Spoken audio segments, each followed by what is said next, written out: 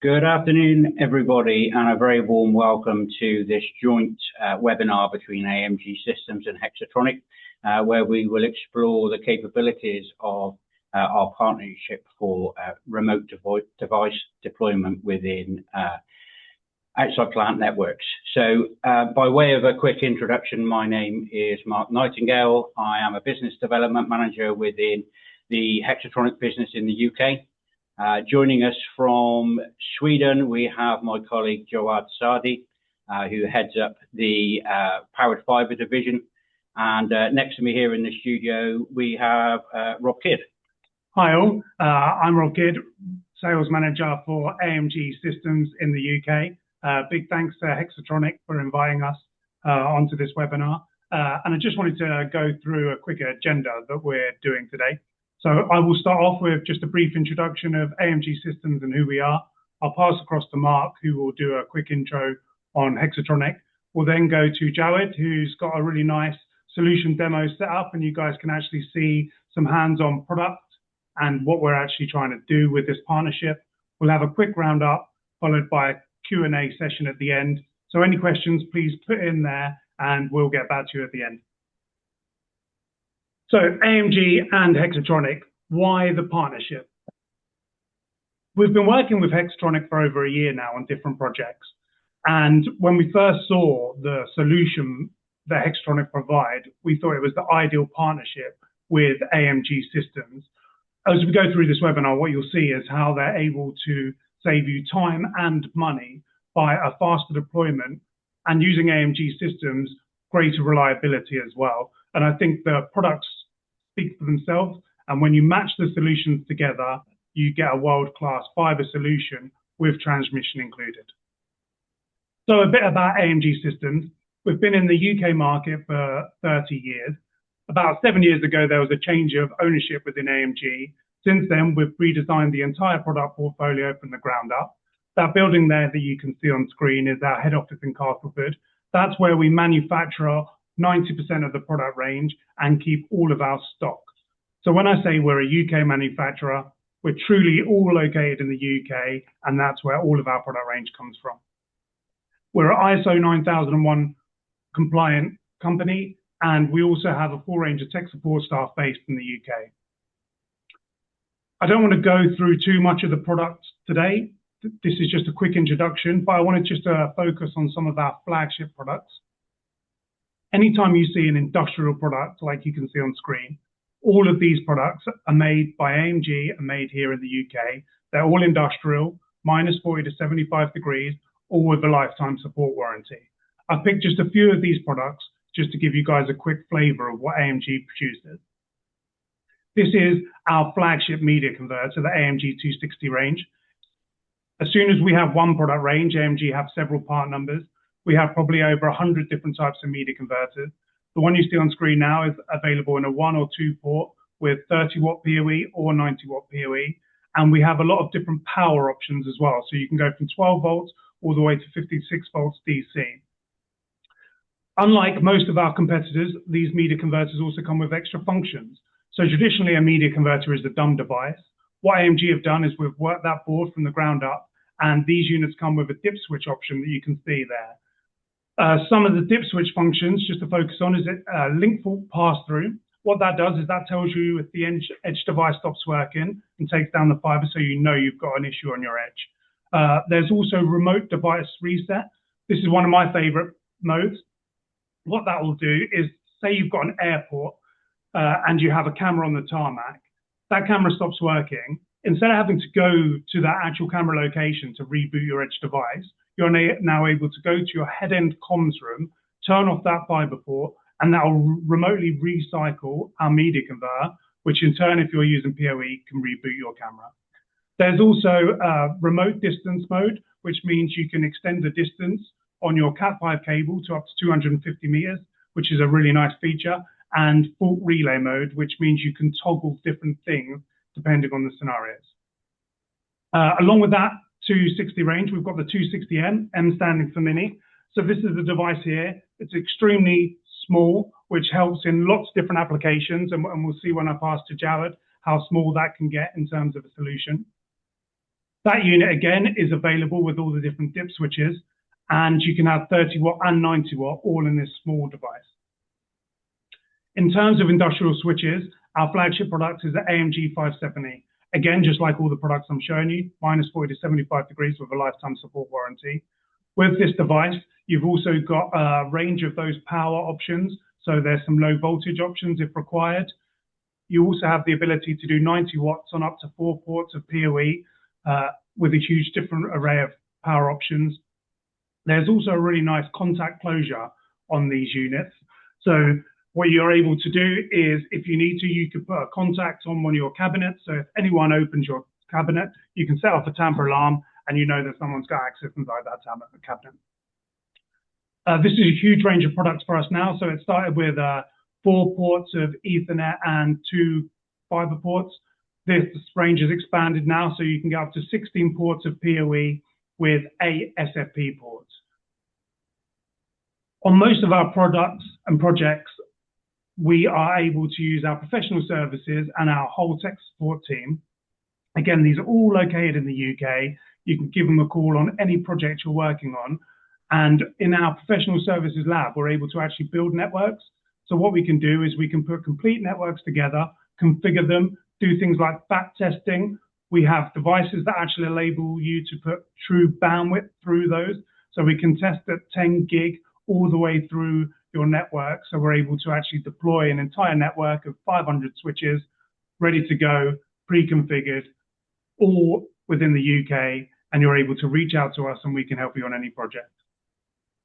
Now I'll pass you across to Mark, who will give you a brief introduction into Hexatronic, and hopefully you'll understand why this partnership is taking shape.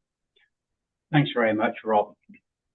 So Hexatronic is a market-leading OEM in passive infrastructure solutions, and we operate globally. Our headquarters are in Gothenburg in Sweden, and we have centres of excellence for engineering in both Sweden and in the UK to drive our product innovation. We have around 38 business units and 2,000 employees, and we operate on all of the major continents. We also have the usual ISO accreditation for quality, for safety, and we utilise science-based targets to use in our sustainability roadmap. And a couple of our manufacturing plants in Sweden are already JAC and EcoVadis accredited. When we look at the Hexatronic business, we effectively have 6 segments, business units, if you like. Fibre Solutions, which is the business organisation that I sit within, but we also have 5 other units dedicated to other market verticals, such as data centre, harsh environment, powered fibre, which is a subject that we'll touch on today, our wireless business, and a comprehensive training offering, both in North America, UK, and in Northern Europe. In terms of a portfolio, we have a huge range of products. I won't dig into all of the details right now, but we can offer outside plant cables from submarine cables to aerial cables. We can offer inside plant duct solutions, closures, cabinets, panels, patch cords, pre-term assemblies, structure wiring for copper networks. And we also have a vast range of installation equipment and test equipment for deploying the networks that we can support you with. And then, as you can see in the bottom corner there of this slide, we also have the powered fibre solution, which is what we'd like to talk to you about today. So we call the system InOne, and effectively what we have is a hybrid power and fibre cable, which is connected by a centralised head unit at one end and a remote access node for device deployment. What this system offers is an improved TCO when we look at deployment of remote devices such as CCTV, perimeter CCTV, or 5G mass deployment. And what we can do, and we'll show you some of the information in each slide, is we can really optimise the cost for the deployment and help you to understand how you can realise a tangible saving on device deployments in the future. The reason that we pulled together this particular solution is based on the challenges that we often see when we look at remote device deployments. As a few examples, you probably know already, power and comms will be required at most devices in the external network. There are challenges such as a 90-meter copper channel or 100-meter total channel when we look at things like PoE. Legislation within the UK dictates that AC power and telecom networks must be segregated and buried at different depths. And as we've all learned from fibre to the home and various other network build activities, up to 80% of the build cost is actually related directly to infrastructure deployment, whether that be civils activities, surveys, or underground infrastructure itself. There are also some less tangible challenges. Things like managing DNOs for power delivery can often be time-consuming, slow, and effectively expensive. And we should also consider that if you've got multiple DNO metering points on a large network, that also means multiple standing charges on your services. It can also be very difficult in these kind of perimeter security type environments to provision effective resilience for power and communications, and that's something that InOne can assist with. And of course, resilience is fine, but you also are going to need probably third-party SLAs to manage your network and manage your uptime. Again, the InOne system combined with AMG Systems switch offerings can bring some significant savings in that region. So if we take a quick comparison of a traditional CCTV perimeter network build, you can see that we have 1 or 2 devices per pole. Each pole in the perimeter network will typically have a media converter or a PoE switch inside.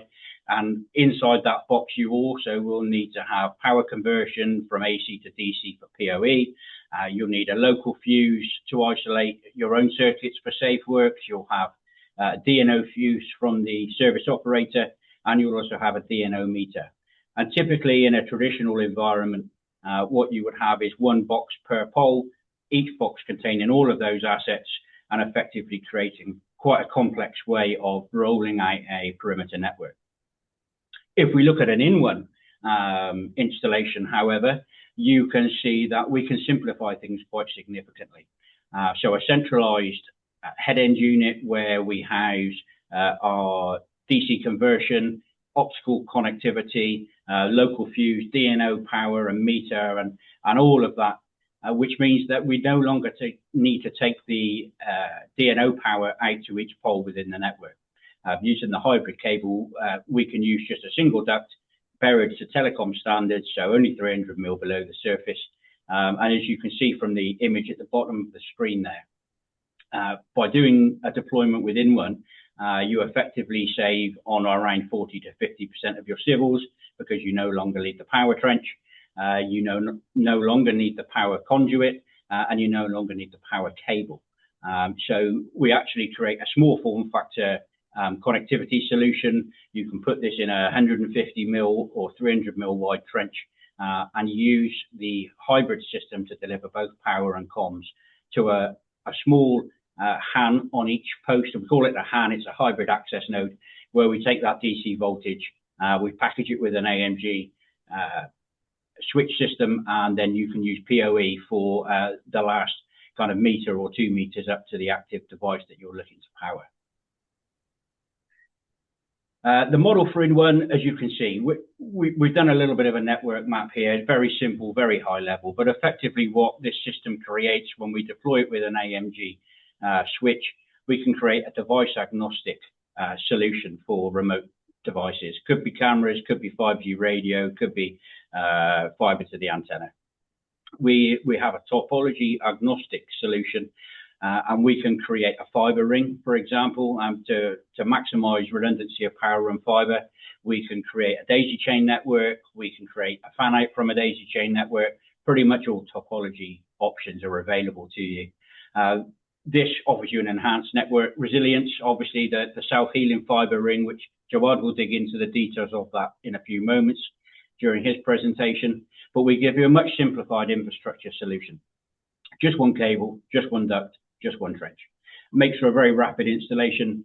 And our platform comes with integrated alarms and management, which can also be combined with the features and functionality of the AMG switches. And of course, because we're only digging one trench and it's a narrow trench, we have a reduced environmental impact. So roadways, etc., and pathways where you might need to excavate or deploy services, we're looking at much smaller windows for access and restrictions on traffic, etc. And the beauty of it is this whole platform is safety extra low voltage compliant because we use DC power within the hybrid cable. No need for electricians, no need for fully qualified personnel. We can deploy this with a telecoms engineer, a CCTV engineer, an IT guy.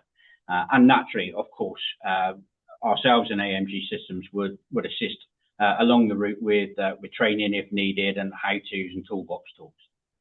So that really brings me to a close for the introduction to Hexatronic and our InOne platform. I think at this stage, what I'll do now is I'll pass over to my colleague Jawad in Kista in Sweden. And Jawad, over to you. Thanks a lot, Mark. Welcome, everyone. Welcome to the InOne studio here in Stockholm. It is spring already, so very exciting time. We sit here today in the InOne studio, and my part is to show you as much as possible hands-on demo for the InOne solution. Before I start with that, I would like to remind you that in the webinar, you can click on the question and answer, Q&A button, and post your questions at any time. We'll go to the Q&A sessions in the end. The webinar was booked for 45 minutes, but if there is enough interactivity and questions, we can stay here and answer all your questions. I will run fast in this presentation, but if you want any details, please feel free to post your questions. And this studio, in the email that you will get, by the way, this webinar is recorded and you will get the recording. And also you will get a link how you can book this studio for a more detailed session. All right. So to let a little bit of a background, I mean, if you're like me, that I witnessed when PoE first came out, it was amazing. You have a switch. This is an AMG industrial switch, and with single cable, you feed the data and the power. That was amazing. They started with the AT and AF, which is 15 watts and 30 watts. Then the BT 60 watt came out, and then the category 4, the 90 watt, which AMG is supporting the 90 watt PoE switches. So PoE was fantastic, but if it was a little bit longer than 100 meters and sometimes much, much longer to 100 meters, this is the limitation, the 100 meters. Lots of companies try to do PoE extenders, and they have done PoE extenders. But after you extend to 200 or 300, you start having very high error bit rates on that, and it becomes not so reliable. We have looked at it in a different way at Hexatronic with the InOne solution.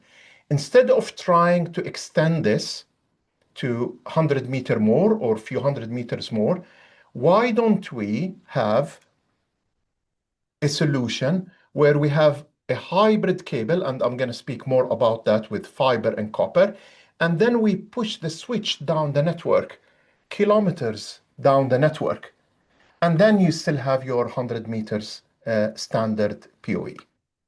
The InOne solution is a total solution. It's an end-to-end solution for the hybrid power and fiber. So it's not limited to the cable, but I would like to start with the cable and compare it with traditional installations. Here at my desk, I have a standard copper fiber. This is 5 times 16 millimeter square, typical to distances in a CCTV network up to 400 meters. If you have any distance more than that, you need to go up with this kind of cable to 32 millimeter square. So typically, you run the AC cable to the access cabinet, And the access cabinet there, you put a kind of electrical outlet, and you put the switch PSU. This is what you typically do. After you run the AC cable, you still need the fiber optic, so you usually have a standard fiber optic cable. This is part of the Hexatronic portfolio fiber optic cable, and you have a kind of a duct in this example. This is a micro duct with a micro cable, and it's a blowable cable and duct. So when it comes to the InOne, what we have done, we say, how about if we get rid of the whole AC cable? This is the most expensive and time-consumer part of the network. In a typical turnkey CCTV network, the infrastructure can take up to 60–70% of the total cost. And of that 60–70%, the majority of it is the AC power infrastructure. So now, by taking this one out, I have taken a huge chunk of the cost. Now we don't need this fiber-only cable. We want to use our hybrid cable. You see here with the hybrid cable, this is also a blowable cable.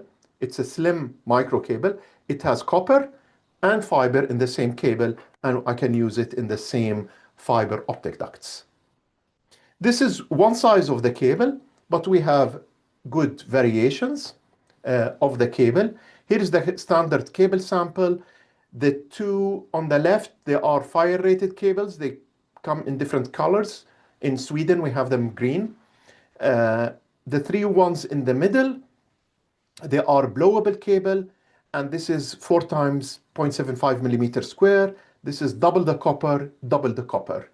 And with basic electricity, if you double the diameter of the copper, you can either double the load or double the distance. This cable is an aerial cable. Lots of our deployments in South Africa, they're using this aerial cable, and it has two conductors of copper and a fiber optic cable. And the last cable here on the right, this is a heavy cable. The copper is 10 millimeter square. You cannot blow this. You need to pull it in ducts as usual. We've also recently introduced this direct buried cable. Some of our customers are not familiar with the blowing techniques, or their subcontractors don't have the machinery, so they can use a direct buried cable, and the copper here is 8 millimeter square.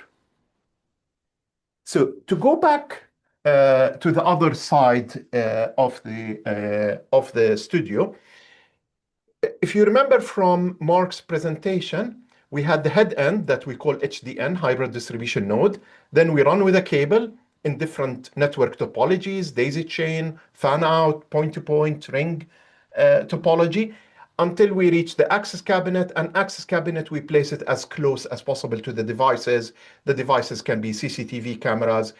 We are application agnostic, so you can connect anything to your industrial switch. It might be a pure IoT application or radio base stations like 5G microcells. So now I'm going to show you the HDN, and the HDN is the central node. This is where everything starts. It can be inside a sub data center, or it can be actually out in a street cabinet, depending on your network topology. So what happens here? We have the 230 volts AC coming into this rectifier, and we have 110 volts DC. The reason we're using the standard, the 110 volts standard, is used in many industries, like the rail as well. They use that one because the European safety standard stipulates that anything below 120 volts DC is considered ultra low voltage, and that makes it touch safe, and it does not require a certified electrician. So this whole network, you can skip the electrical contractors. From the 110 volts DC, you feed it to a hybrid ODF, and what the hybrid ODF does, that it takes the fiber from your fiber core switch, it comes to the hybrid ODF, the DC power coming from the power supply, and then you go out on the single hybrid cable, the InOne cable. If you need redundancy, hardware redundancy on the PSU, You can put duplicated power supplies, and then you need to add in a controller, a redundancy controller here. So this whole thing is called the HDN, and you can add as many power supplies as your network need. This central node, it can be distributed, so you can have multiple of them if you have a very large network. Like we just designed a huge university project, and they have 22 HDNs around the network, and they're all connected with a fiber ring, but the power is sourced from 22 locations. So let's go back to this. We are leaving at this point with 110 volts DC on this cable and fiber optic. Now let's walk down the network to the access cabinets. This is the lineup of our access cabinets. We call them E2, E3, E10, and E10S. The number indicates the internal volume in liters of the box. So this is the internal volume is a 10-liter box. E3 is a 3-liter box. We're coming up in the future with E15, so you can already predict the size of that box. All of these boxes are made of cast aluminum, and this is by design. They are made that the box, the enclosure itself, is the heat sink of all the heat that is generated inside the cabinet. So let me bring you a little bit closer and show you how the what we call HAN, hybrid access node, what it looks like. Here I have the InOne incoming cable. Let's assume that this is 1 kilometer away, and now that voltage have dropped from 110 volts at the HDN, and now we are at 92 volts DC. The industrial switches, they require either 48 volts or 53 volts, and you can switch between these two voltage levels on the card. A lot of the industrial switches, if you're providing PoE++, they require 53, so you can just flip the switch here. But if you only want 48, you leave it as the default setting. So the voltage that is coming here, 92 volts, is going to this power card. The power card is regulating the voltage, only the voltage that is used inside this cabinet. The outgoing cable on this panel, I can connect 2 outgoing cables, and you can actually parallel them if you want to connect more. So here you have the cables, and it goes to the voltage regulator, and from the output here, you get the regulated voltage. The fiber tube is being spliced in this fiber cassette. It's being spliced to pigtails that is feeding the SFPs in the industrial switch. And then you have the Cat6 cables going out to your devices. This switch here from AMG, I think this is, yeah, it is an 8-port switch, but we actually, me and Rob, we checked, you can fit the 16-port switch inside the E10 enclosure, and I think this is 8 is usually enough to most applications. But if you need more, we have that solution.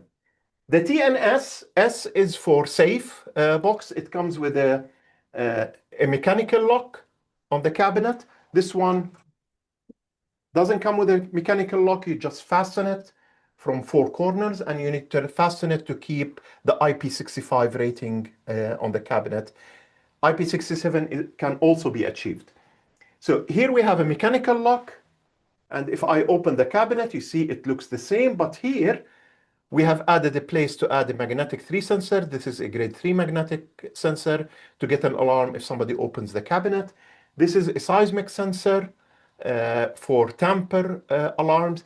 And we added an auxiliary tray where you put your own PLC to collect these alarms and send them to your network.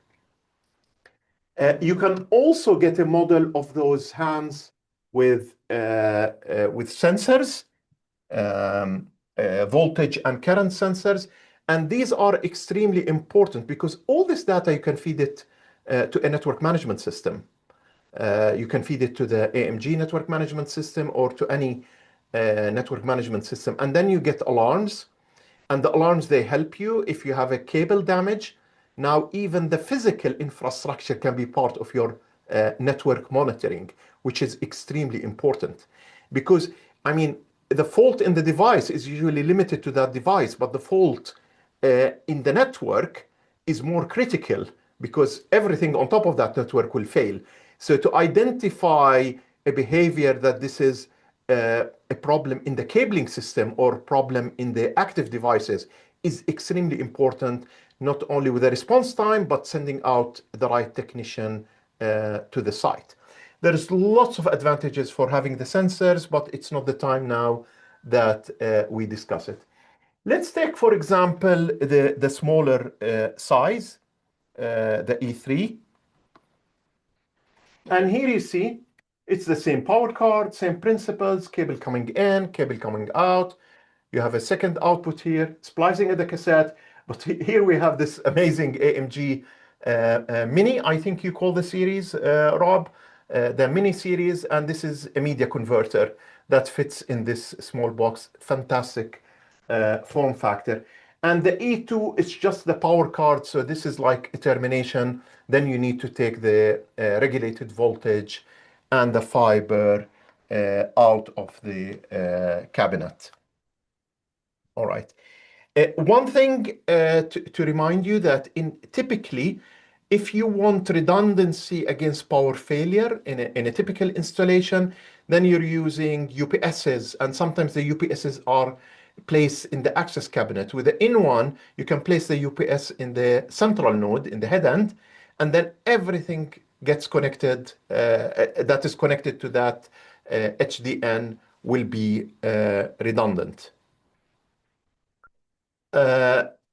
Another requirement that we received from our customers that these cabinets, when you install them, of course, it's quick in installation. It's far quicker with one civil work, with one network, one cabling, skipping all the AC. It's much faster.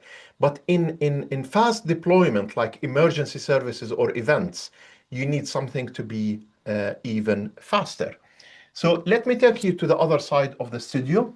This is our InOne deployable solution. And the InOne deployable solution, it's the same components. You have an HDN, you have an HAN. This is the same InOne cabinet that you saw before, but this is just painted black. The big difference here is the cable. We're using here a tactical cable, and I think most of you know what a tactical cable is, but this is a hardened cable that you can step on it, vehicles can drive over it, and it is fitted with pre-terminated expanded beam connector. These are hybrid expanded beam connectors. They connect the power and the fiber. And what an expanded beam connector is, it's a hardened connector. Not only that, fiber optics usually needs a clean environment to splice it or connect it. These ones are done with a field, also for military applications. If this is put in the mud, you just wash it in a bucket of water, connect it, and it works again. These cables, we're making them not so heavy. The drum, they can come also with a backpack. So we limit it to 25 kilograms in weight, so it can be man-carried, but you can daisy chain them. And these plugs, they connect either way. I mean, you never need to worry about, is this the male or a female, the plug or the socket? You can daisy chain them, and then you just plug the other side of the expanded beam connector to the InOne cabinet, and then everything is working. Everything works immediately. You have your industrial switch and connect your devices. There is here also another socket with an expanded beam connector. So not only you can daisy chain the tactical cables, but you can daisy chain from this cabinet to the next cabinet. Imagine in situations where you have events and you want quick deployment, or an emergency situation that you need to deploy very fast, quick networks. This is the way to go. When we talked about InOne, and I showed you the HDN and the HAN, everything was about voltage regulation. We reach the access cabinet, and in the access cabinet, we regulate the voltage. But what about if you have a simpler network? Shorter distances or point-to-point distances, we have a simpler solution. And now I want to show you what we call the InOne passive solution. And the InOne passive solution, it requires an HDN, but you don't start at 110 volts DC. You start only at 60 volt. Then the voltage will drop along the way. And if you're in the distance, like after 500 meters, you reach 48 volts, then it's fine. So you can reach with that load anything below. You can reach anything less than that 500 meter distance. And you can see that very easily in our design and calculation tool. And this cabinet, it is the same, all features, IP65, cast aluminum, heat dissipation, everything, but there is no power card, there is no voltage regulation here. You bring your switch, put it in this cabinet, connect the power, splice the fiber, feed the pigtails, connect your devices. If you don't need this big enclosure to host your switch, maybe you have larger cabinets or different thing, you can buy just this. It's also IP65, but this is just a termination box where you have the InOne cable, you splice the fiber to pigtails, power connection, and you feed the power and the fiber out of this box.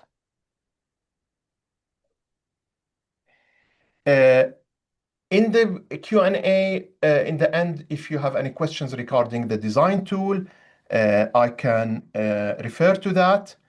And what else? And I can show you also an example of how when you connect all the alarms from the InOne network to your system, you can create a dashboard with a single line diagram. So you know if the problem is with the active device. Like you see here in the dashboard, I have an alarm that the door is open. Then you know, do I have scheduled maintenance, or this is an unauthorized access. This concludes my presentation. I don't know, Danny, maybe you can look at the Q&A and see, we can start answering the questions. Yep, thanks, Jawad. Okay, so I've got a few questions in here already. So question number one, how far can you blow a hybrid cable, and what are the typical installation limitations? Well, that's a pretty good question, and in effect, it will depend on the how difficult the route that you have created with the duct network is. Things like climbing to different altitudes, lots of direction changes, etc. However, as a general rule, typically a micro cable or even a hybrid micro cable can be blown 3 to 4 kilometers.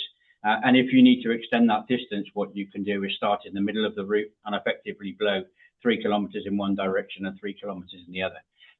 So I doubt very much in many kind of perimeter security applications we'll need much more than 6 kilometers in one route.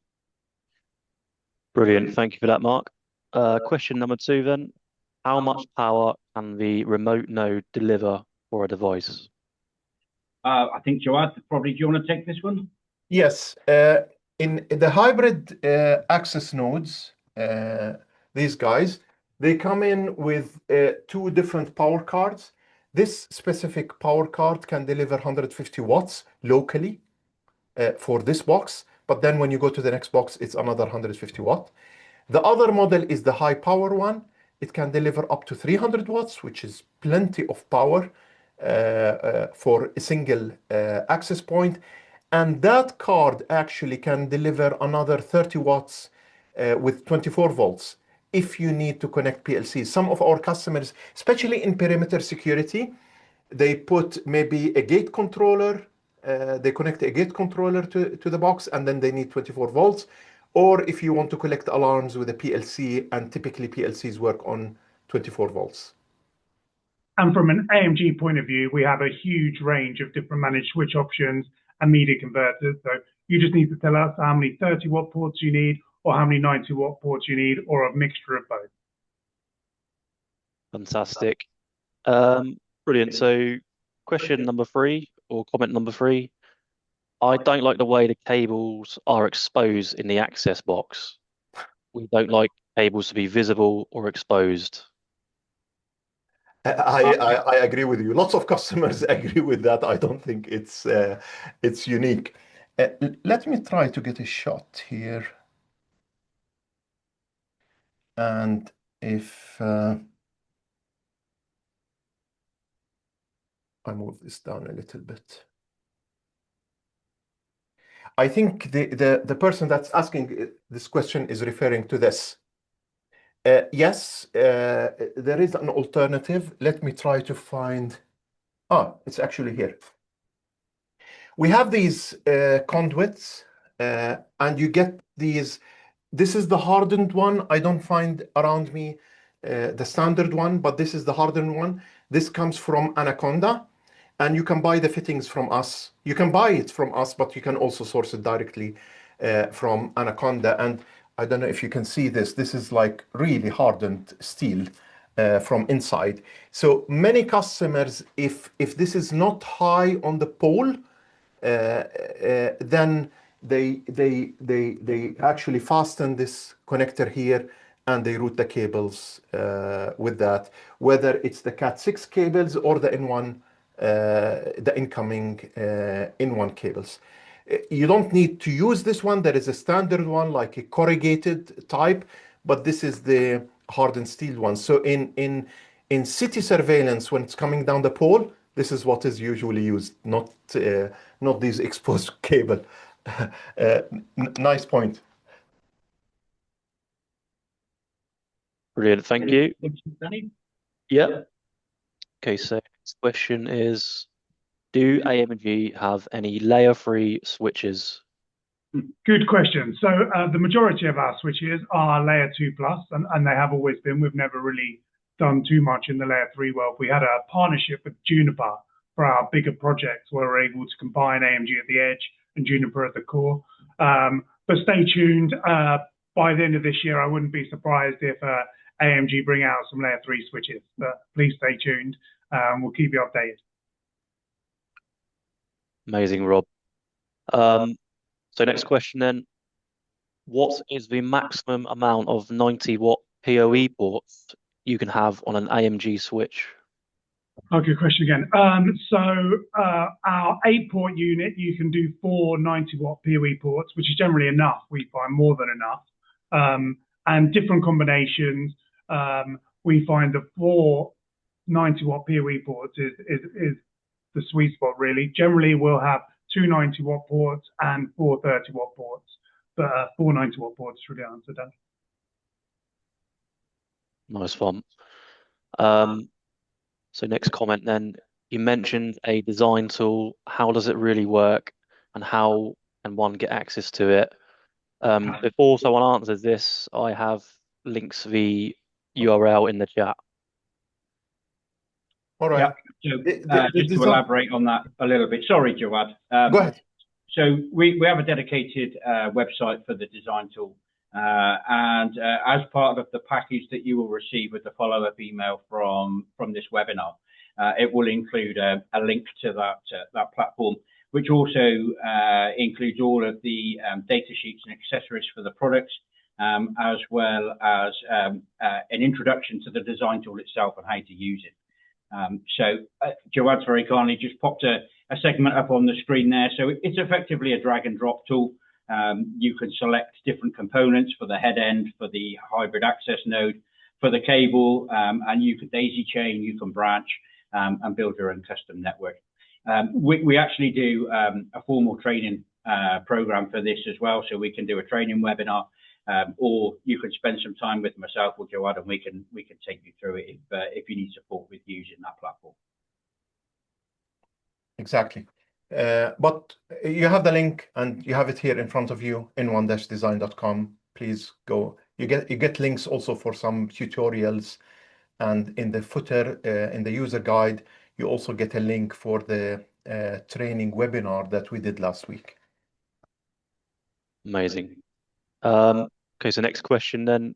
Can we do our own designs? Some of our projects, we cannot disclose any customer information. Exactly. Spot on. And this is most of our customers are like that. The design tool is not actually an application that you download. The design tool lives in your browser. We do not save any of your data. If you close the browser, all your data disappears.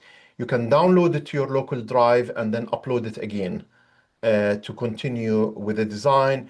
You can also export the visual of the screen, and you can also export a bill of material. But most of our customers don't want to disclose any customer information. We teach them how to do the design. Usually it just takes a half an hour to an hour session, even with somebody that doesn't know electrical principles. They just need to know what is their network topology, the distances, the loads. If you want to balance things, like when you're calculating the load, I mean, it's the sum of the devices, but you also need to understand the load of the switch. But then you just save it on your local drive, keep it yourself in your safe environment, or close the browser and it will disappear forever.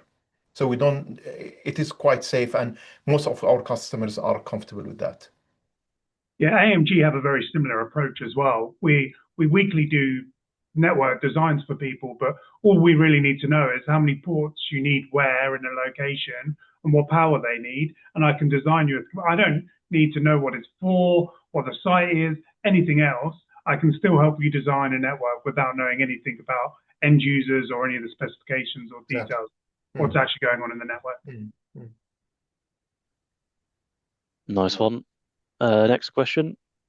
In our perimeter security, we have radar and other sensors. Can they also be connected to the InOne? Yes. Great question.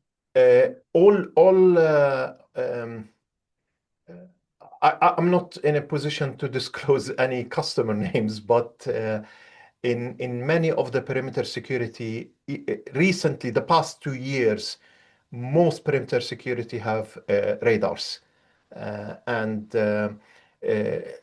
And we have integrated with many radars. There are radars that are working on standard 48 volts, but there are radars that are working on 48 volts. And some of them don't even have a PoE connector. So you need to take a cable with the regulated voltage out to the radar. Actually, in some environments, it's a utility environment. They have radar in every installations, and those that are used are 24 volts.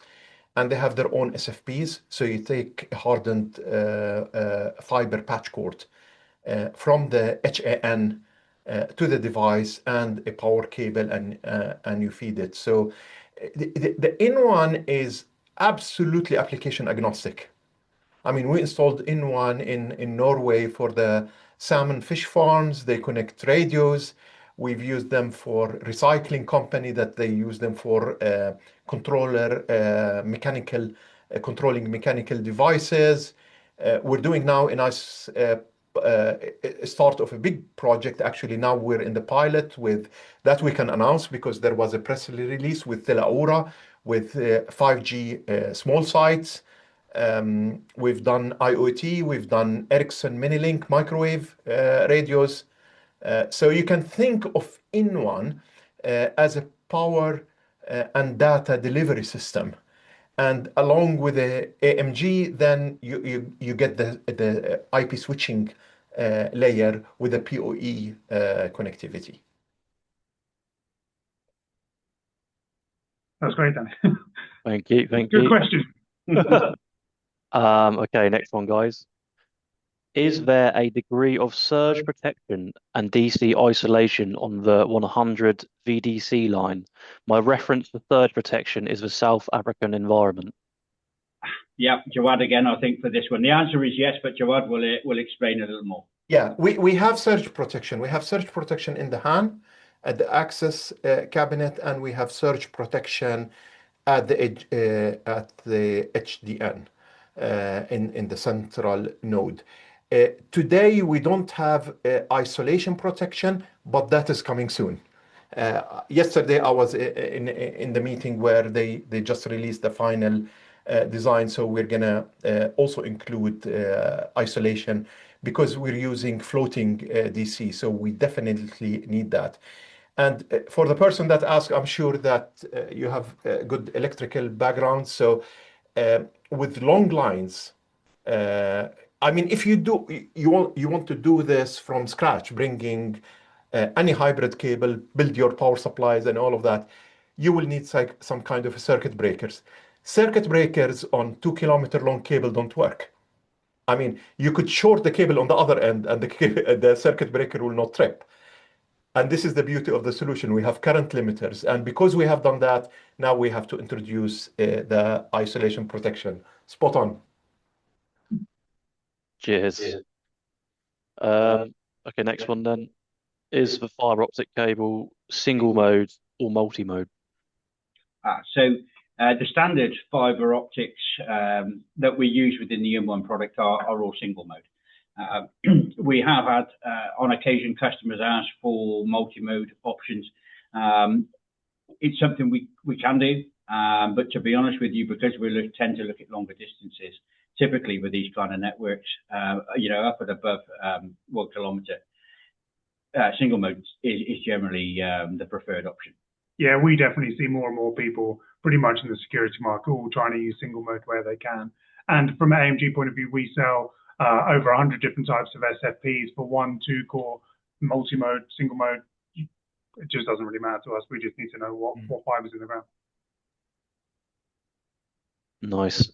Next question. Usually, sorry to interrupt. Usually, it's better option to change your SFPs if you're using multi-mode than buying a multi-mode cable, because in multi-mode the cable cannot be as flexible. It's much harder design on the cable that makes it far more expensive. Plus, multi-mode is inferior when it comes to distances. I mean, the legacy that it was a little bit less expensive, but not any longer. So the best option is to change the SFPs. If you have legacy devices, to change them from multi-mode to single mode and use single mode cables. But that's, of course, up to the customer in the end. Thank you. Okay, next question then. Let's go for this one. Do I need to use a qualified electrician? That's a simple one, and the answer to that is no. Because we are operating at 110 volts DC or lower, we have a touch safe safety extra low voltage platform. So other than your DNO metering or handoff point into our HDN, everything downstream from the HDN towards the device is safety extra low voltage. So IT engineers, CCTV, telecoms, network guys can all work on this. And of course, both AMG and Hexatronic would offer some toolbox training, etc., to assist with those initial deployments while people get up to speed with the technology. Thank you, Mark. Question for Rob. Do AMG sell SFPs? Yeah, so huge range.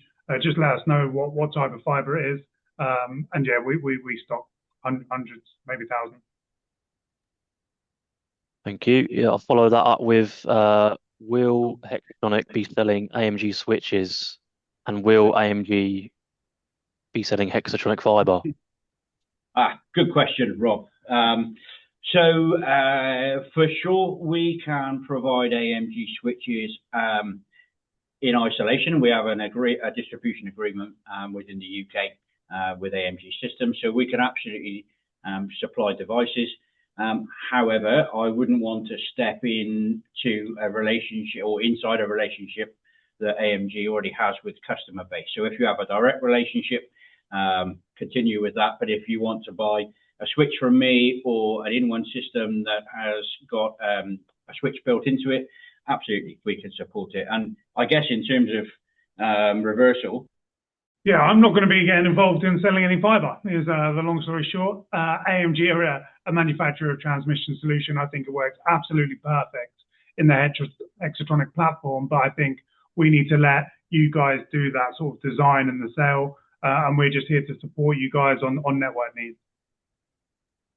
A great question. Thanks, Danny. Thank you. Yeah, if anyone's got any more questions, please drop them in. But we've got one left for now. The last question at this current time is, do I need specialist insulation equipment? Oh, in terms of cable installation, I guess. So, yeah, if you're not familiar with the blown fibre technology, then yes, you potentially will need installation equipment from somebody like Plummetars or one of the other cable blowing machine manufacturers. But as Jawad highlighted when we were looking at the cable section of his demonstration, there are blown cables available. There are low smoke cables for in building use, and I will caveat that with depending on where you are in Europe, because we have some slight divergence in standards.